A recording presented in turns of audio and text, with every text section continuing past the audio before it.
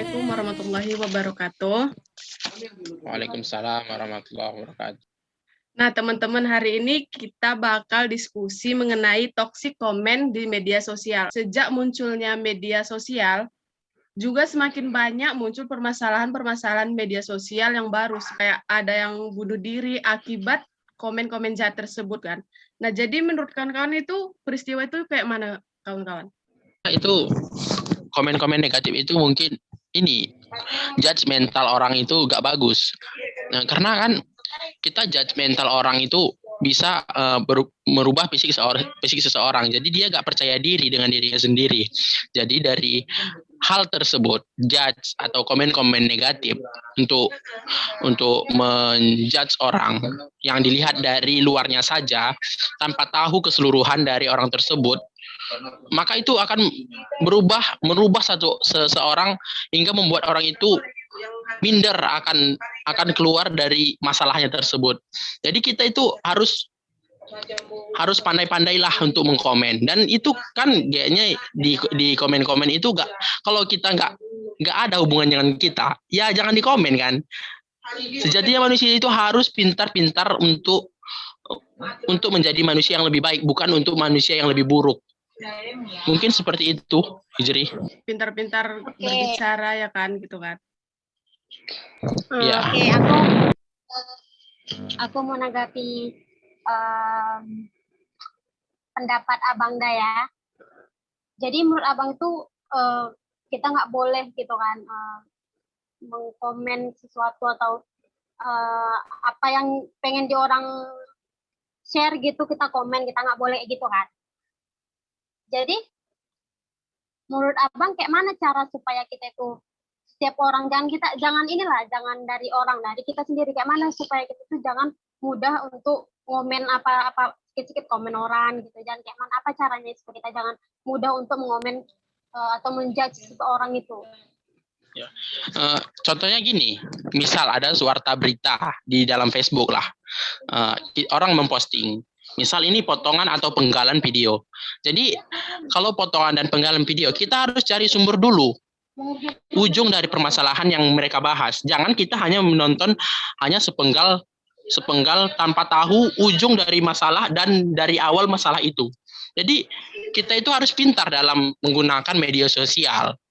Jadi seseorang yang kita sebagai manusia itu adalah orang-orang yang memiliki intelektual tinggi, memiliki pemikiran, bukan seperti hewan. Jadi seperti itu mungkin ya. Nah, jadi kayak mana kalau misalnya contoh gini kan, satu berita itu kan belum tentu orang tahu itu betul apa enggak, karena udah terlalu banyak berita yang keluar gitu, udah terlalu banyak yang nge-share ya, tentang yang salah gitu, yang berita yang salah. Terus orang kan cuma tahu untuk mengomen aja kayak gitu. Kayak mana menurut Abang kayak gitu? Ya balik lagi yang saya bilang tadi ya. Ya bagusnya kita itu sebagai, misal lah kayak kita ya kan, kita kan sebagai mahasiswa. Jadi sebagai mahasiswa itu kita harus membenarkan apa yang salah sudah terpublish dipublish atau di muka umum. Jadi apa yang salah itu kita harus tadi, dan kita perjelas masalah-masalah tersebut. Kita adalah agent of change, agen perubahan. Mahasiswa itu adalah agen perubahan. Jadi untuk merubah hal-hal yang seperti ini, untuk merubah hal-hal yang tidak baik, maka kita harus mencari sumber-sumbernya. Jangan hanya sepenggal video saja kita tonton. Seperti itu. Dia nengok misalnya makeup si kawan ini berlebihan kali, dia langsung ngetik komen, itu makeupnya kok jelek kali ini kali gitu kan. Apa sih yang buat dia kayak gitu ya kan? Kalau menurut aku sih itu memang dari sifat dia kayak gitu. Sebenarnya dia nggak menghargai apapun yang dia pakai orang gitu, atau mungkin dia iri atau apa, jadi dia nggak mau, mana ya, dia asal komen aja gitu. Mungkin kayak gini ya, kalau yang kayak dibilang Hijri tadi, itu memang kepribadian seseorang dalam biasa. Misalnya gini ya, kalian menggosip di luar sana, menggosip tentang orang. Kalian itu belum tentu kan tahu masalah dari orang itu, apa kepribadian orang tersebut. Tapi kalian ceritain masalah tersebut. Jadi dari situ aja itu sudah menjadi kepribadian manusia. Hanya pandai mengkomen. Seperti itu mungkin Hijri ya. Kayak gitu karena pengaruh dari sifat dia sendiri atau lingkungan sekitar gitu. Iya, biasanya seperti itu. Menurut aku kan cara untuk mengatasi dari toxic comment itu kayak gini. Kita perlukan peran dari institusi pendidikan itu kan, baik sekolah ataupun universitas, dan memberikan edukasi dan pemahaman mengenai dampak dari toxic comment tersebut. Menurut aku kayak gitu sih. Kayak penyuluhan kah? Yes, betul. Tapi gimana pendapat kalian? Misal kayak gini ya. Misal inilah aku lah membuli seseorang, kan? Itu biasanya orang yang membuli biasanya itu merasa dia itu lebih dari orang yang dibully dia. Jadi dia itu merasakan seperti kebiasaan dia untuk membuli, untuk bahwa itu suatu kepribadian dia untuk membuat dia senang. Dari dia membuli itu dia senang melihat orang itu tersakiti seperti itu. Itu gimana pendapat kalian? Menurut aku sih terusnya orang terdekat dari dia sih yang menasehati dia, ngasih tahu kalau misalnya itu nggak bagus gitu loh. Karena kalau misalnya memang dari diri dia sendiri, karena udah merasa dia kalau misalnya dia aku senang kok, nggak apa-apa kok, nggak terlalu ini kali kok rasaku omongan aku karena ada kayak gitu. Jadi mungkin nggak bakal ada peluang buat dia berubah. Jadi harus dari orang terdekat dia untuk lingkungan sekitar. Ya, kayak gitu sih menurut aku. Yes. Biasanya ini susah untuk diobati. Ini biasanya bersifat ke psikologi ya kan.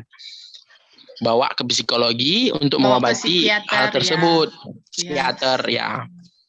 Itulah makanya dibutuhkan dukungan orang tua ataupun orang terdekat kan. Kalau orang tua atau orang terdekatnya nggak tahu atau kayak bodoh amat atau nggak peduli ya sama aja kan, nggak bisa dibawa ke psikiater gitu. Ya betul. Jadi selain ini ya aku nanya, sebenarnya yang sering-sering toxic comment itu di sosial media itu kira-kira umurnya yang berapa tahun sih? Biasanya kebanyakan sih itu umur remaja 25 ya kan? Remaja lah. Remaja yang dia itu masih labil, yang masih belum berpikir dewasa. Tapi ini banyak sih yang untuk yang sekarang ini banyak sih mama-mama yang umur 30-an karena orang itu baru menginjak sosial media. Jadi mereka sesuka hati, nggak tahu bahwa peraturan sosial media itu ada. Jadi mereka sesuka hati untuk mengkomen. Jadi itu harusnya sebelum menggunakan sosial media, kita itu harus tahu terlebih dahulu apa itu sosial media. Harus tahu cara-cara bersosial media ya kan? Ya, bersosial media yang baik. Yes. Intinya, gunakanlah sosial media dengan baik dan jangan mudah terpengaruh dengan berita-berita yang hanya sepenggal saja kita menontonnya. Kita sudah percaya dengan hal itu. Terus kita harus komen. Jangan seperti itu. Kita harus menjadi pengguna sosial media yang baik.